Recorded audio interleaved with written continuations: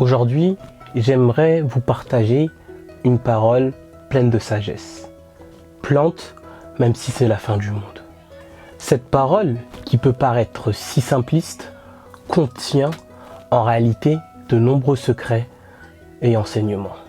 Restez avec moi, c'est ce que je vous propose de voir dans la suite.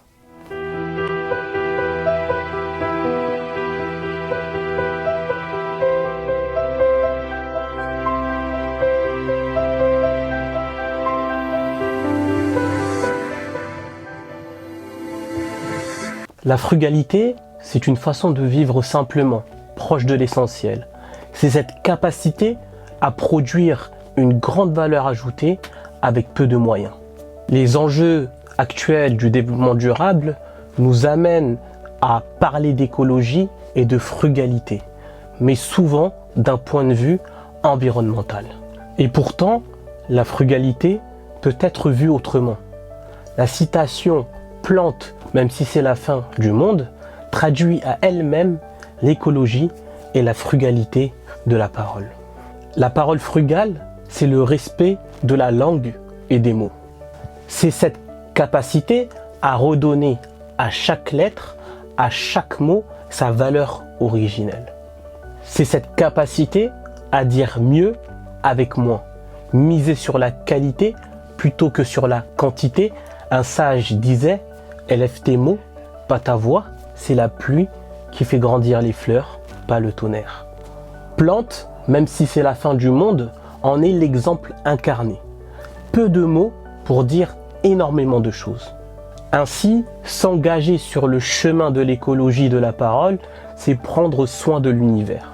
Car chaque lettre, chaque mot prononcé ne disparaît pas, mais reste suspendu dans le cosmos.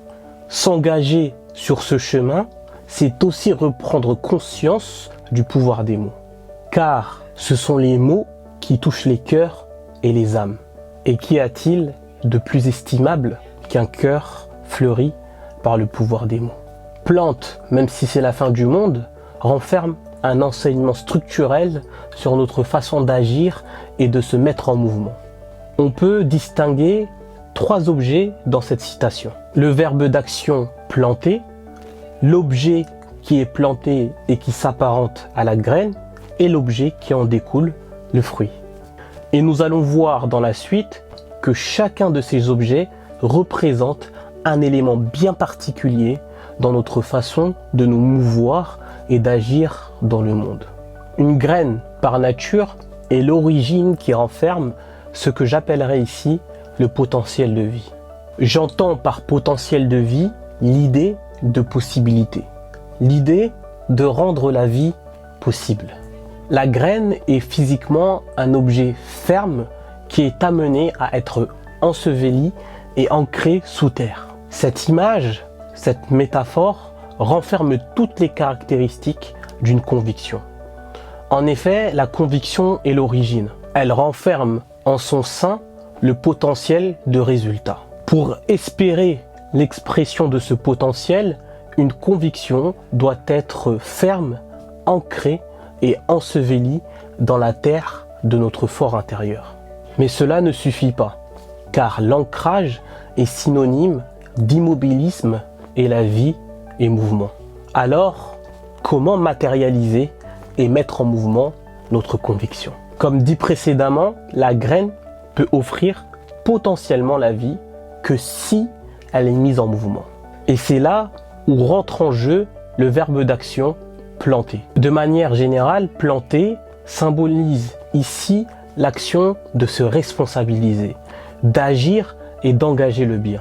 Planter peut aussi être vu comme l'action mère qui vient mettre en mouvement, ensevelir et ancrer la graine. De même, l'action mère vient matérialiser, ancrer votre conviction. L'action est une nécessité pour la conviction. Cette graine, cette conviction demande à être matérialisée. Et cela passe par l'action. Pourriez-vous recevoir la conviction d'un « je t'aime » sans que celle-ci ne soit matérialisée par des gestes d'affection? La conviction et l'action mère vont de pair, mais cela ne suffit pas.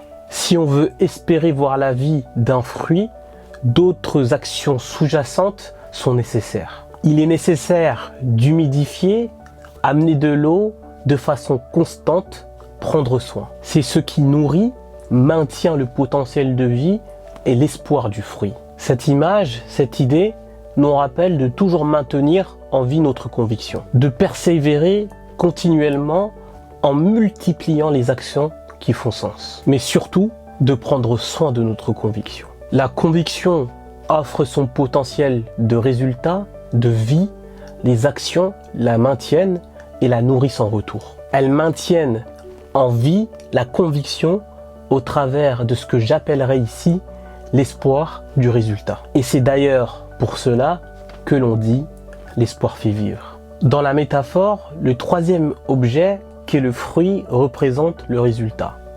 Un adage dit, le travail est humain et le succès est divin. Ou dit autrement, l'action est humaine et le résultat est divin. Aucun être humain ne peut affirmer de manière absolue qu'une action qu'il entreprend le mènera avec certitude au résultat attendu. Qui peut assurer avec certitude que la graine qu'il a plantée donnera vie au fruit du succès?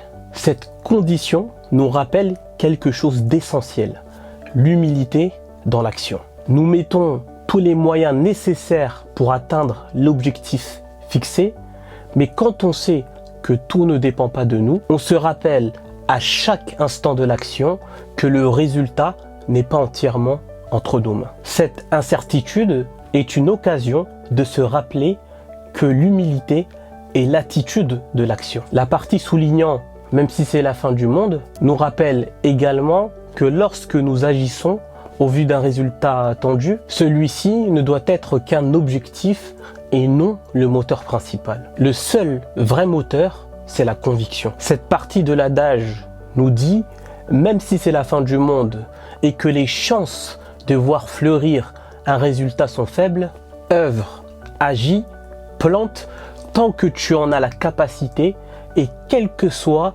la circonstance dans laquelle tu te trouves. Agis même si c'est le chaos autour de toi, il est de ta responsabilité de faire ta part. Ne te concentre pas pleinement sur le résultat, car si tu ne l'atteins pas ou s'il est trop ambitieux, tu risques d'abandonner ou de tomber dans la procrastination et l'immobilisme. Les actions et les résultats disparaissent, alors que la conviction ne meurt pas quand elle est bien ancrée dans notre fort intérieur. Elle se diffuse dans les résultats cueillis comme la graine qui se renouvelle au sein de chaque nouveau fruit qui goûte à la vie. Prends donc cette conviction pour moteur et prends plutôt le résultat comme une direction et un objectif. Ainsi, tu ne cesseras d'engager des actions guidées par une intention qui ne meurt jamais. Et là où tu seras, tu feras fleurir des fruits portant au fond d'eux les graines décuplées de ton intention sincère. Mais surtout, cette fin du monde nous appelle à ne jamais perdre espoir. Même si c'est le chaos, que la terre ne présente aucune trace de fertilité, il y a toujours là, dans le désarroi et l'infertilité, l'espoir d'un fruit et d'un résultat. Ne te dis pas, de toute façon, cela ne sert à rien que j'agisse. Les autres ne feront pas ou cela ne changera rien. Le secret de ton action n'est pas dans la conséquence de celle-ci, mais dans l'intention que tu portes. Peut-être que les actions que tu porteras ne transformeront pas l'équilibre du monde, mais peut-être que ton intention engagera celle des autres. Et que ces intentions, toutes ensemble, transformeront le chaos de la fin du monde en un ordre harmonieux. L'objectif de cette partie est d'illustrer au travers du combat mené par Nelson Mandela les différentes dimensions présentées dans les parties précédentes. Le combat pour la justice mené en Afrique du Sud par Nelson Mandela est né d'une conviction. Tous les hommes sont égaux et doivent accéder aux mêmes droits au nom des principes universels de la dignité humaine et de la justice. Cette conviction est donc la graine ferme, ancrée dans la terre de son fort intérieur. Comme dit précédemment, si on veut espérer obtenir un résultat, Il faut mettre en mouvement la conviction en la matérialisant au travers d'actions guidées par cette même conviction. C'est ce que Nelson Mandela a accompli avec des gestes, des actes de résistance constants. Il a humidifié sa terre au travers de ses actions afin de maintenir en vie sa conviction. Sa conviction représentée par son combat pour la justice a été son moteur. Ces différentes actions de résistance ont permis de matérialiser, de confirmer et de maintenir en vie cette conviction. Le fruit de son combat a alors été matérialisé par la fin de la ségrégation. La conviction guide, l'action matérialise et le résultat concrétise. Si Nelson Mandela avait pris pour moteur principal le résultat ou la réussite des actions qu'il a menées, il aurait sûrement abandonné. Car il a dû mener un acte de résistance symbolique durant 23 années qu'il aurait pu abandonner à tout moment. Rien n'assurait que cette action allait mener au résultat attendu. Il n'a rien lâché parce qu'il a pris pour moteur sa conviction, qui par nature transcende le temps et l'espace. Elle n'a donc ni début ni fin. Défendre la justice, c'est porter un message autour d'un principe universel qui ne peut jamais être atteint de façon absolue. On pourra toujours agir pour rendre le monde plus juste. Cette conviction nous amène à agir seulement parce que nous y croyons sans prendre en finalité l'espoir du résultat. Le résultat n'est qu'une direction et une conséquence d'un engagement seulement motivé par une croyance certaine et profonde que c'est cette conviction qui mérite d'être défendue. Ne perdez donc jamais espoir et n'attendez pas. Plantez. C'est cette force, cette démarche qui ont permis, là où la terre de la justice était infertile, d'y planter une graine. Cette graine qui a mis fin au monde chaotique de la ségrégation vers un ordre plus juste pour les hommes et pour la dignité humaine. Pour résumer, je vous partage quelques questions intéressantes à vous poser quand vous voulez mener des actions.